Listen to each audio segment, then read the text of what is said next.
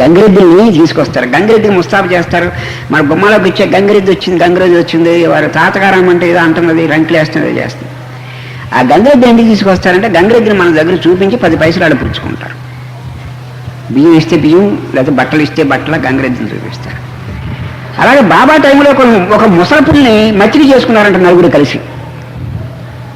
ఇప్పుడు మన గంగిరెద్దుని ఇంటికి ఎలా తీసుకొస్తున్నారో బాబా టైంలో ముసలపుల్ని మచ్చిక చేసుకుని, అది ముసలిది అయిపోయింది, ఇంకా మనుషులు తినే శక్తి పోయింది. అది ఎలా సంపాదించారో ముసలపుల్ని తిప్పుకొని ఇంటింటికి తిప్పి మన ఇంటికి తీసుకొచ్చారనుకోండి, మన కరవలో ఏం చేస్తుంది, అసలు దానికి ముసలితనం వచ్చింది. అది చూపిస్తే మన దగ్గర ఏదో 5 రూపాయలు 10 రూపాయలు పుల్లని తీసుకొచ్చాం కదా, చూపించి మన దగ్గర ఎంతో కొంత దక్షిణ అడిగారు. ఆ ముసలి పుల్లని తీసుకొచ్చారు. వాళ్ళు అలా తీసుకొచ్చి షిరిడి తీసుకొచ్చారు. ఎక్కడ తీసుకొచ్చారు? షిరిడి వచ్చి ద్వారకామాయి బాబా ఉన్న మసీద్ దగ్గర తీసుకొచ్చారు. బాబాని చూసేటప్పటికి ఆ ముసలపుడు ఏం చేస్తున్నాడు, అంతకుముందు నడుస్తుంది. అంతకుముందు ఏ గుమ్మాలు ఆగమంటే ఆ గుమ్మాలు ఆగేది. మీరు 5 రూపాయలు 2 రూపాయలు ఇస్తే ఆ గుమ్మం దాటి ఇంకో గుమ్మానికి, అంటే వీళ్ళు నలుగురే కలిసి గుమ్మాలను తీసుకెళ్తూ ఉంటారు. గంగిరెద్దుని తిప్పేవారు పుణ్ణి.